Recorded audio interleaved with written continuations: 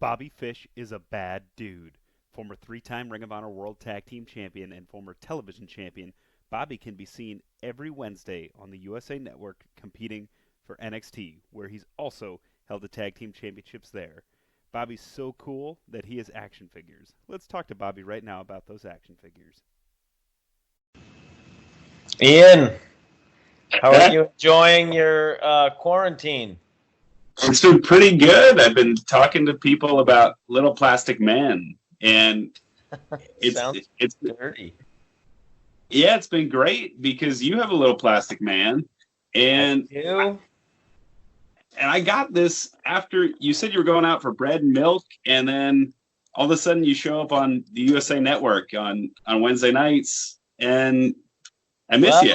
The bread and milk turned into a need for toilet paper as well, and I'll tell you, it's scarce out there these days.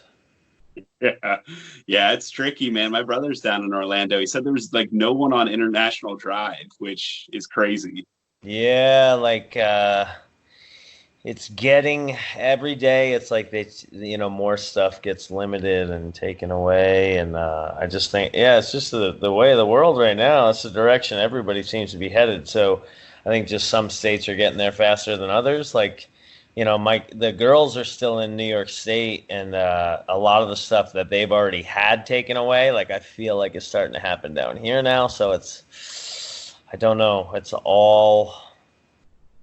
going to be no toilet paper anywhere. Well, you mentioned New York. You're the pride of Saratoga Springs, and this guy had to make a lot of people proud down there. This is your Ring of Honor action figure. Yeah. And did you ever collect any of these growing up? Like, did you have wrestling guys, superhero guys? I definitely had. So, the ones that I grew up on were the ones that weren't really posable, the big rubber ones. But there were some He-Man style, which are more similar to these.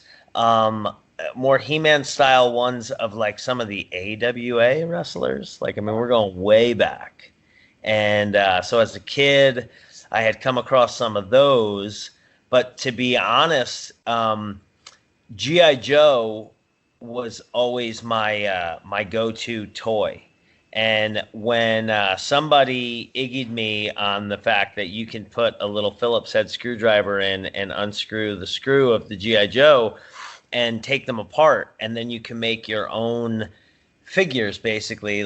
I would make them as close as I could to wrestlers that I liked, because to me the G.I. Joe figures were the most posable and the most playable. So I don't know how familiar you are with G.I. Joe. I'm gonna nerd out here for a second, but Tomax and Zaymot, they were twins. And for me, they easily became the British Bulldogs. And then there was another guy. He had black pants, and he was I used him as Ricky Steamboat. What was his name? Quick Kick, I think, or something like that. Yep. Yeah, they all became pro wrestling.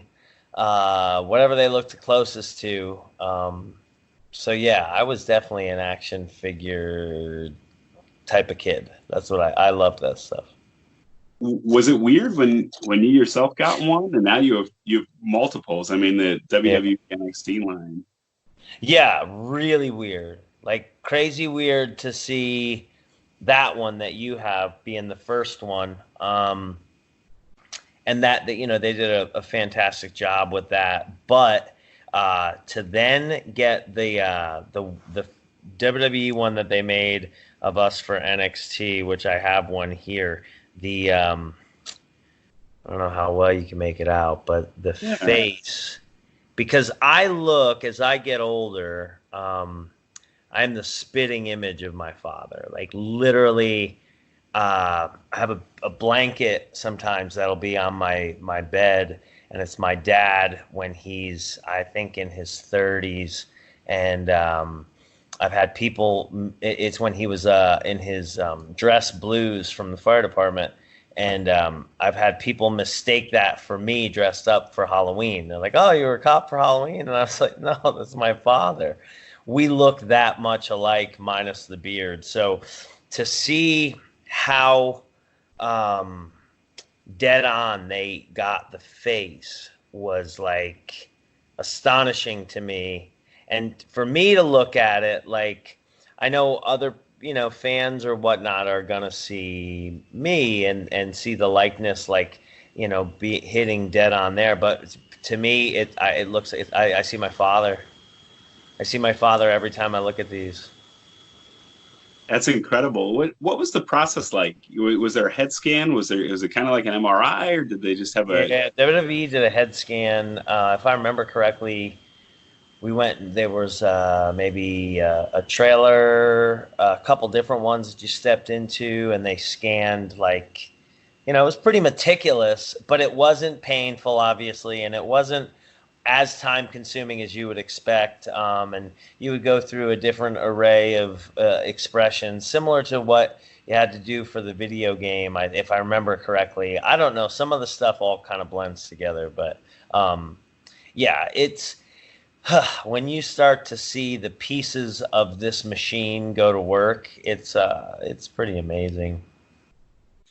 Were you shocked at how successful the Undisputed Era figures were? I mean, they were the top seller on Ringside Collectibles, and I want to say, I mean, we in the beginning, yes, definitely, but then I think we've grown to, like, not expect it, but you get used to it and you kind of desensitize. But I think more than anything, I've figured out what I think people are drawn to when it comes to us, and I think it's the authenticity of the fact that we are literally four dudes who came up together. Like, you couldn't have written this better than what what the reality of the situation is. So for WWE to have us all here under one roof and to put us together, I know for, like, simple things, like when we do promos and different things, and there's four of us, so there's moving parts. You would think, like, you probably got to do a few different takes. We rarely go beyond 2 or 3 takes, and usually the second or the third take is just to make sure, because literally it's bullet points and then it's 4 guys. Like, we don't have to be on necessarily. It's literally who we are to one another. Like, the dynamic that's there's idiosyncrasies that exist between all of us, between Kyle's quirkiness and Roddy's, very opinionated, and it's literally, I don't know, it's real. So I think that the authenticity is why people identify with us, and I would say that has most to do with why those things have sold well, or why anything associated with us has done well, or not. yeah, it's been pretty cool. And I joined Ring of Honor in 2014. We were there together for about 3 years, and it was a lot of fun to see you guys grow there. But to see on Wednesdays now with a little bit bigger environment and a little bit bigger platform is really neat. Was there anybody in your family, like, who did you tell first about either the Ring of Honor figure or the WWE figure? I don't remember with the Ring of Honor one. Probably my mother, just because I know my dad would have been, who had been passed away at that point, but would have been really excited about it. But I'm pretty sure I told my mom first, and I knew that, like, she'd be excited about it. Not that she'd understand much of it, but she would. It would make her day, I think, also too, because of the resemblance between my father and I, and I think that's something that she always took comfort in. And my mom and I were always really close, so, like, I think for her to be able to see him, so much of him in my face and in my mannerisms and stuff like that. And then for Ring of Honor to really do a very bang up job with nailing my face, my father's by default. And then unfortunately, when the WWE one came out, my mom wasn't with us, so I don't remember who would have been the first. I think, honestly, the one that I would have told first about the WWE one would have been an ex-girlfriend of mine from down here in Florida. Not Hillary, who I have my daughters with, but someone that I was with at the time when this came out, and we were very close. So I assume I told her. Because to be honest, like my daughters, they're not in the wrestling, so they could really... I don't know. I mean, they have time they could give a shit. And my oldest daughter, actually, she summed it up perfect for me the last time that we were there for a show. And I contacted them and said, like, hey, we're going to be there Saturday night. I can leave tickets for you in Britain and blah, blah, blah. And she didn't seem overly excited, which I kind of expected. And then she said, Dad, rather than go to the show and sit for 2 hours and see you come out and see you kind of work and maybe get a chance to say hi to you, maybe during the day can you come up, or we'll come down and we'll just go get lunch. I would rather be where I can have a conversation with you and kiss you and hug you than to see you come out and go to the ring and wrestle for 15 minutes and then not see you again. Like, and that was the right answer. Like, I kind of love the fact that they, it's just what I've always done to them. Like that's why it's just a job. So they don't really see it as anything crazy. And like, they both have, I think, one of my WWE figures and one of my Ring of Honor figures. Britain, the youngest, I think she went to open the Ring of Honor one the first time, like, because she doesn't get the whole, that you keep them in the package or whatever. So there may be one that's open, but they do have them. Yeah. Oh, that's cool. Yeah. Yeah, I've seemed to learn that too. It's, my youngest Zach is 3, and you were actually one of the first people I told that I was going to be a dad, and I was like, yeah, I remember this. Yeah.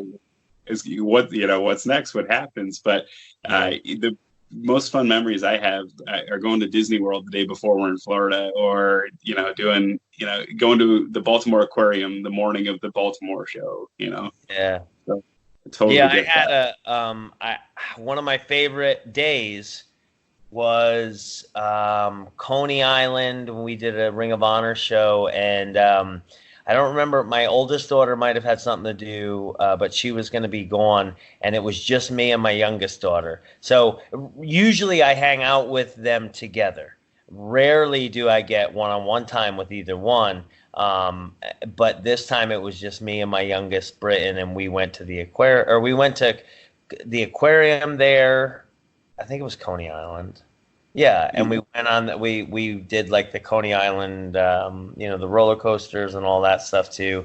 And then we did the show.